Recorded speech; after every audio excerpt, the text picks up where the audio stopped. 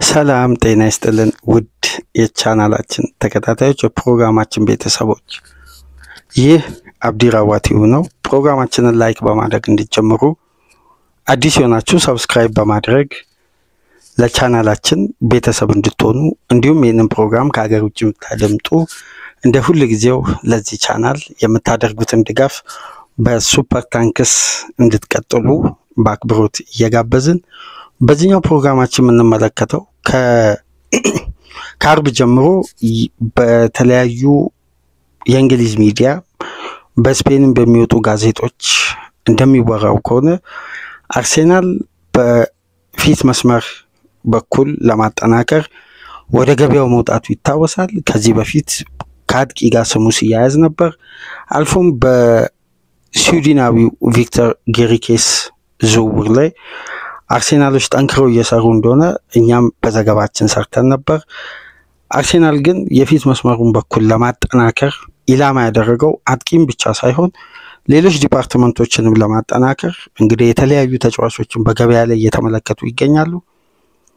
አሁን ደግሞ በእንግሊዙ ተነባቢ እንዲሁም በአብዛኛው ደግሞ በሾው ደረጃ ደግሞ ተደማጭ ነው በአብዛኛው አሰልጣኞች የሚደገፈው ሾው ማለት አብዛኛው የፕሪሚየር ሊግ አሰልጣኞች የሚከታተሉት ወቀሳም ትችትም ሙገሳም በማድረስ የሚታወቀው በቶክ ስፖርት አማካኝነት ይፋ በሆነው መረጃ አርሴናል የሪያል ማድሪዱን ብራዚላዊውን የክንፍ ተጫዋች ሮድሪጎን እየተመለከተ እንደሆነና የተጫዋቹን ሁኔታ አንዳንድ ስለ መልቀቂያ ሂሳቡና የተጫዋቹን ቆይታ በቅርብ እየተከታተለ እንደሆነ ቶክ ስፖርት በዘገባው ይዞ ወጥቷል። የቶክ ስፖርት ዘገባ እንግዲህ ቀን ላይ ነበር አርብ ወደ ምሳ ሰዓት አካባቢ በእኛ ሰዓት አቆጣጠር በኢትዮጵያ ይሄ መረጃ ያወጣው። ነገር ግን ምሽቱን ሪቬሎ ከሪያል ማድሪድ ውስጥ አዋቂዎችም አገኘው ባለው መረጃ መሰረት ሮድሪጎ ፍቃድ ተሰጥቶታል ከየትኛውም ክለብ ጋር እንዲደራደር ቀጣይ ማረፊያውን እንዲያመቻች በተለይ ከዛቪ አሎንሶና ፍሎሬንቲኖ ፔሬስ በነበራቸው የተወሰኑ ቀጣይ የቡድን ግንባታና አንዳንድ ቆይታዎች ሮድሪጎ በሪያል ማድሪድ ስለሚኖረው ቀጣይ እቅድና በቀጣይ ቡድን ውስጥ ስለሚኖረው ሚና ሁለቱ ግለሰቦች መወያየታቸውን ተከትሎ ፍቃድ ተሰጥቶታል። የተጫዋች ቀጣይ ማረፊያውን በኤጀንቱ አማካኝነት ከየትኛውም ክለብ ጋር እንዲደራደር። አሁን እዚህ ጋር ነው ትልቁ አድቫንቴጅ። አርሴናል በተጫዋቹ ዙሪያ በቀጥታ ገፍቶ የሚሄድ ፍላጎት ካለው አሁን ላይ ተጫዋቹን ከቼልሲና ከማንቸስተር ሲቲ ጋር ተፎካክሮ ለማስፈረም ተቀዳሚ ክለብ መሆኑን ነው ሪቬሎ የዘገበው። ቶክ ስፖርት መጀመሪያ በአርሴናል ራዳር ውስጥ እንዳለና ከነ ኒኮ ዊሊያምስ በተሻለ አርሴናል አሁን ላይ ተጫዋቹን በእጅጉ እየተከታተለ እንደሆነና እንደሚፈልግ አረጋግጦ ነው የጻፈው። ሚካኤል አርቴታ ደግሞ በግሉ የዚህ ብራዚላዊ አድናቂ እንደሆነ በተደጋጋሚ በተለያዩ ጋዜጣዊ መግለጫዎችም እንዲሁም ኢንተርቪዎች ላይ ሲሰጥ ተደምጧል ከዚህ ቀደምና ይሄ ብራዚላዊ ተጫዋች እንግዲህ በርከት ያሉ የብሔራዊ ቡድን ጓደኞቹ በአርሴናል ስብስብ ውስጥ ይገኛሉ። አንደኛውን የአገሩ ልጅ ተክቶ ወይም በአገሩ ልጅ ፖዚሽን የሚመጣው በጋብሪኤል ማርቲኔሊን በኩል ከተቻለም በሳካ በኩል መጫወት እንደሚችል በተለይ በዘንድሮ ውድድር ዓመት አርሴናል ቤት በሳካ ጉዳት ምክንያት የሳሳው ዲፓርትመንት የቀኙ የሜዳ ክፍል ነው። እንዲሁም በግራው የሜዳ ክፍል ደግሞ አርሴናል ያጣውን ኳሊቲ ለማጠናከር ተቀዳሚው ምርጫ ሮድሪጎ እንደሆነ አሌክስ ኩክ በቶክ ስፖርት አማካኝነት ይህን ሪፖርት አጋርቶ ነበር። እነ ሚጉኤል ዴኒስ የሚባሉ የታወቁ የለንደን ጻፊዎች ይህን ዘገባ ሼር አድርጓል፣ ሪፖስትም አድርጓል በትዊተር በኩል። እኛ ፕሮግራም እንድንሰራ ደግሞ በተሻለ ማረጋገጫ ያገኘነው ከሪቬሎ ነው። ሪቬሎ እንደምታውቁት ታማኙ የስፔን ጋዜጣ ነው። በተደጋጋሚ በተለይ ከዝውውርና ከተጫዋቾች ወቅታዊ ሁኔታ ጋር በተገናኘ በሚያወጣው ሪፖርት ትላልቅ እምነቶችን ያተረፈ ተነባቢ የኤክስ ገጽ ነውና በማርቲን ዙቢመንዲ ዝውውር ዙሪያ ዝርዝር ጉዳዮችን ይዞ ወጥቶ በቅርብ ሳምንት ከአርሴናል ኃላፊዎች ጋር በተደረገው ድርድር ተጫዋቹ የላሊጋ ውድድር እስከሚያልቅ ድረስ የዝውውሩ ሂደት ይፋ እንዳይሆን ፈልጎ ነበር። ነገር ግን ሪያል ማድሪድ በተደጋጋሚ ዝውውሩን ለመጥለፍ ጥረት አድርጎ ተጫዋቹ ግን በስፔን እግር ኳስ የመጫወት ፍላጎት እንደሌለው ካረጋገጠ በኋላ ነው አርሴናል ዝውውሩን ኮንፈርም ያደረገው። ስለዚህ የሪቬሎ ዘገባ በአብዛኛው ታማኝነቱ ከፍ ያለ ነው። አሁን ደግሞ በማድሪድ ብዙም እንደማይፈለግ ነው እንግዲህ እንደሚወጡ ጥቆማዎች የሚያሳየው። ሪቬሎም እንደሚለው ከሆነ ለዛቪ አሎንሶ ቀጣይ የቡድን ግንባታ ውስጥ ተጫዋቹ ሚናው የዛን ያክል የላቀ እንደማይሆንና በአዲሱ ማድሪድ ውስጥ ተጫዋቹ ተፈላጊ እንዳልሆነ እየወጣ ያለው የስፔን ተነባቢ ጋዜጣ ይዞ የሚወጣው መረጃ እንግዲህ በዚህ በኩል ያጠነጠነው ዘገባ ውስጥ የተመለከትኩት ግን የተለያየ አንዳንድ ጥቆማዎች አሉ ከአርሴናል ጋር በተያያዘ። ሪያል ማድሪድ አንድን ተጫዋች ሚሽን ያለው ዝውውር ነው ማድረግ የሚፈልገው፣ ማለት በቀጥታ ከዓላማ ጋር በተያያዘ ነው እንዲህ አይነት ዝውውሮች ላይ በንቃት የሚሳተፈው።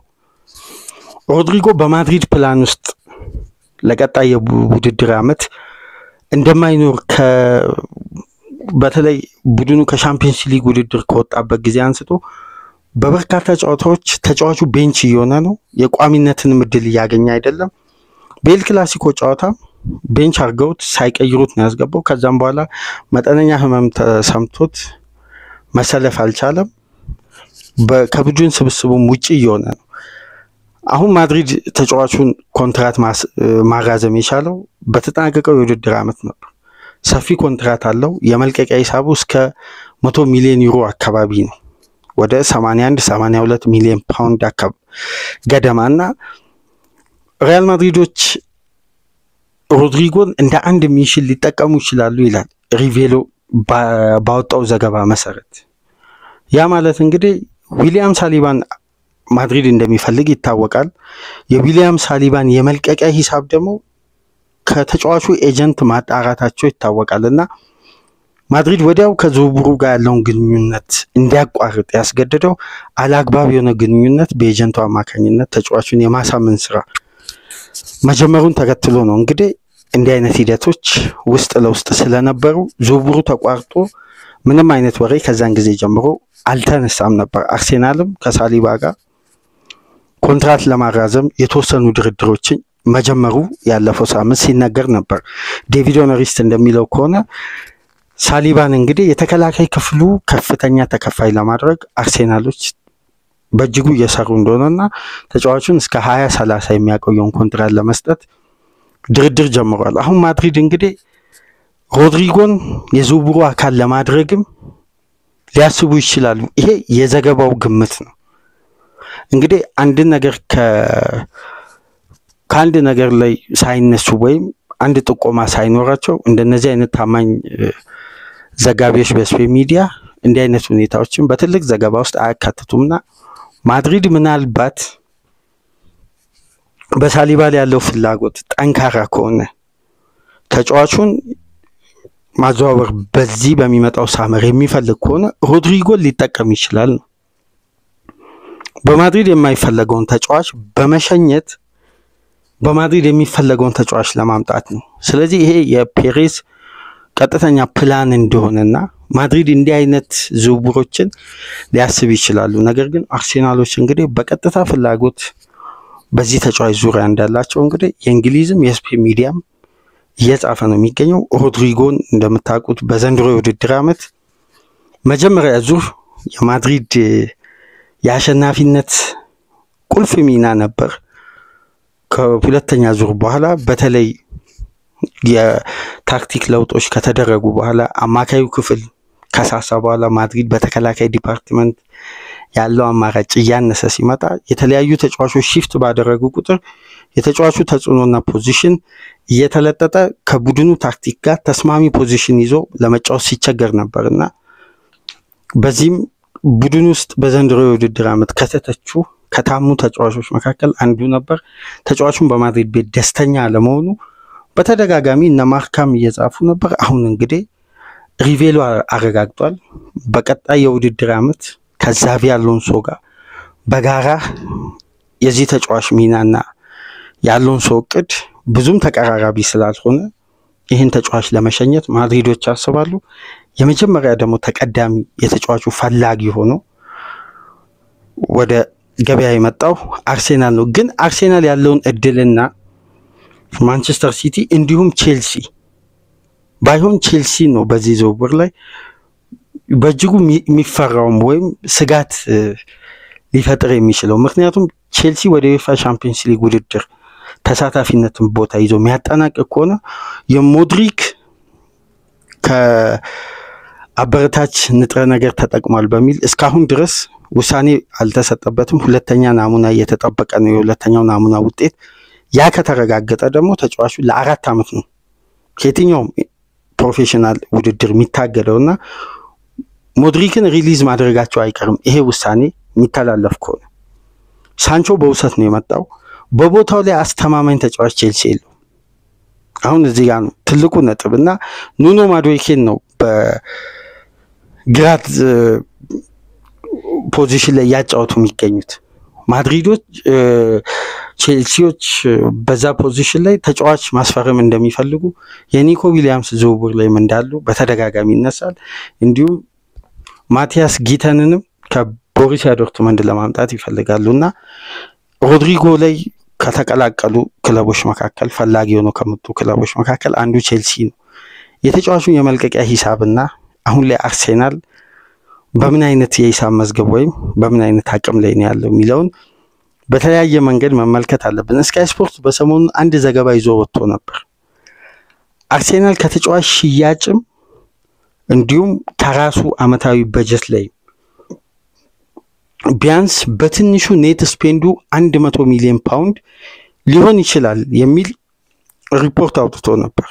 አይታችሁ ከሆነ በስካይ ስፖርት የዩቲዩብ ቻናል ገብታችሁ መመልከት ትችላላችሁ። 100 ሚሊዮን ፓውንድንና አርሴናልን ለጥፈው ሰፊ ዘገባ ሰርተው ነበር። ይሄ ማለት ኔት ስፔንድ ነው፣ ከወጪ ቀሪ ማለት ነው። እንዲሁም ገቢም ወጪንም አመጣጥ ነው። 100 ሚሊዮን ፓውንድ ኢንቨስት ሊያደርጉ ይችላሉ። 100 ሚሊዮን ፓውንድ ክለቡ ደግሞ ኢንቨስት የሚያደርግ ከሆነ የነ ሮድሪጎ የመልቀቂያ ሂሳብ በጣም ከፍተኛ ነው።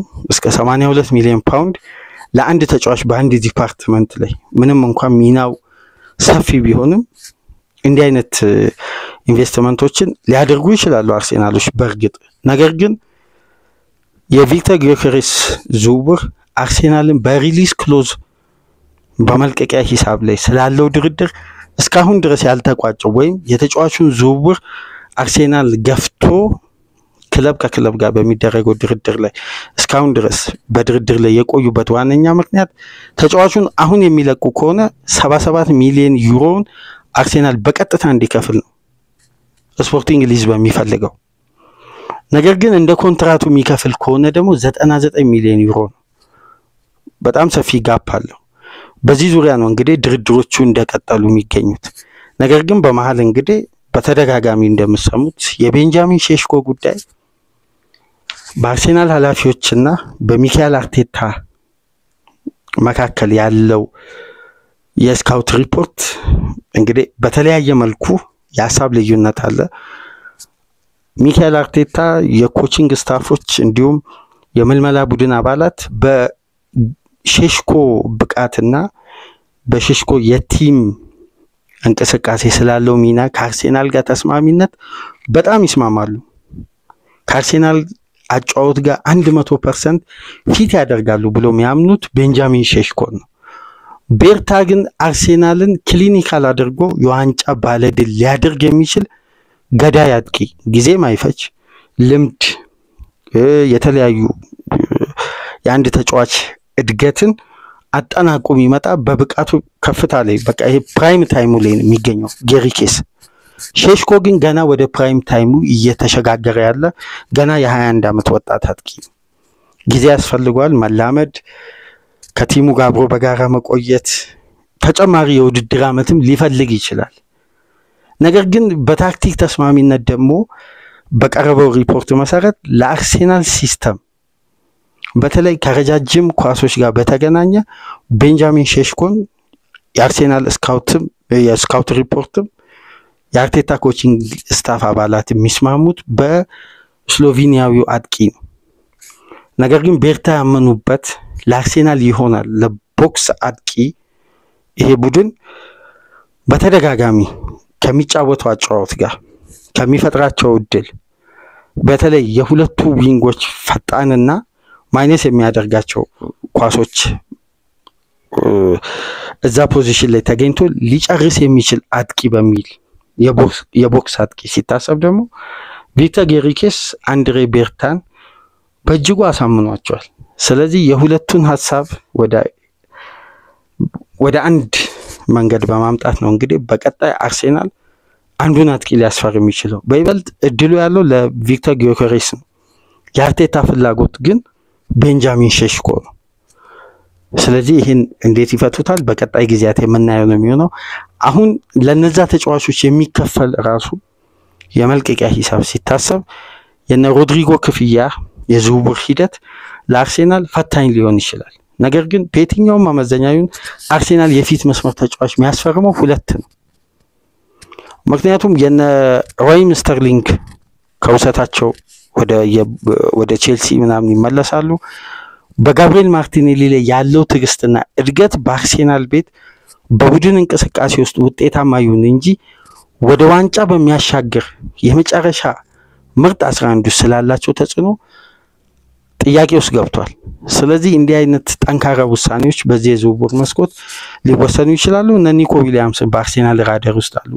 ነገር ግን አሁን ላይ አርሴናል ትኩረቱን በአጠቃላይ ያደረገው ወደ ሮድሪጎ እንደሆነና ስለዚህ ተጫዋች ቅድመ ሁኔታና አንዳንድ ጉዳዮች አሁን ላይ በነጻነት የመደራደርም ተጫዋቹንም የማሳመን ስለ አርሴናል ቀጣይ ፕሮጀክትም አናግረው ለማምጣት ከሪያል ማድሪድ በቂ ፍቃድ ተሰጥቶታል ተጫዋቹ።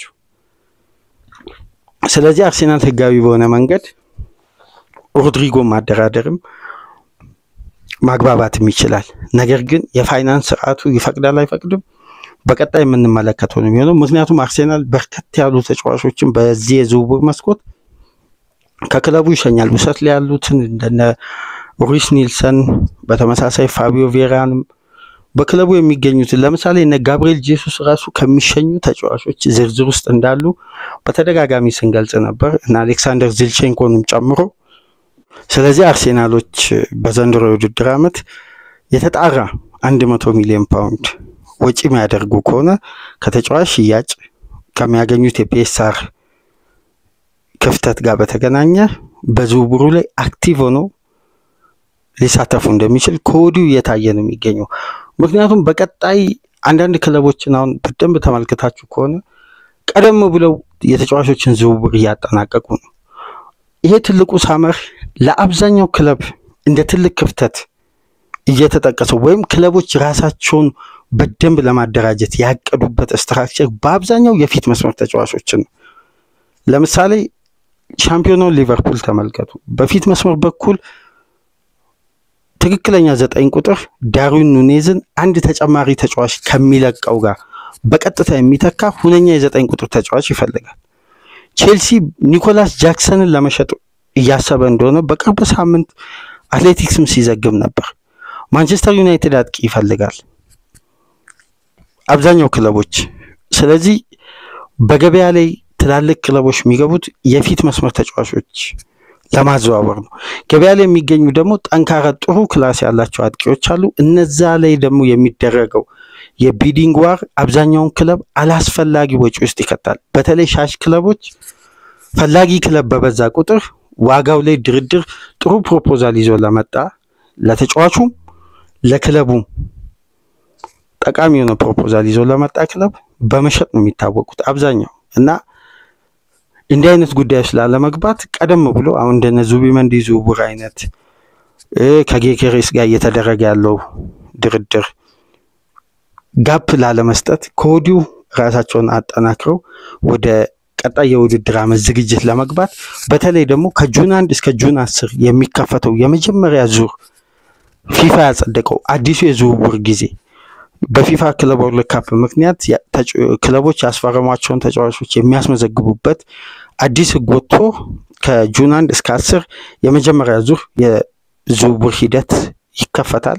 በዛ ማለት የትኛውም ዓለም አቀፍ ዝውውሮች ይደረጋሉ። ቀደም ብሎ ክለቦች አጠናቀው በዛም ወቅት ሬጂስተር ማድረግ ይችላሉ።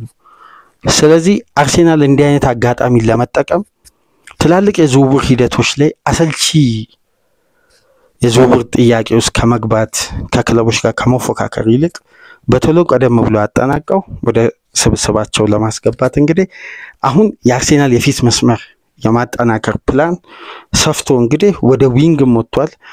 ሮድሪጎን የማስፈረም እድል ያለው አሁን ላይ እንደ ሪቬሎ ዘገባ ከሆነ አርሴናል ነው። ተጫዋቹም እንግዲህ ጋብሪኤል ባለበት ማርቲኔሊ እና ጋብሪኤል ጄሱስ ብራዚላዊ ተጫዋቾች ያሉበት ነው። ጥሩ የብራዚሊያን ስፕሪት አለ። እዚህ ቡድን ውስጥ ቢመጣ እንግዲህ አይቸገርም።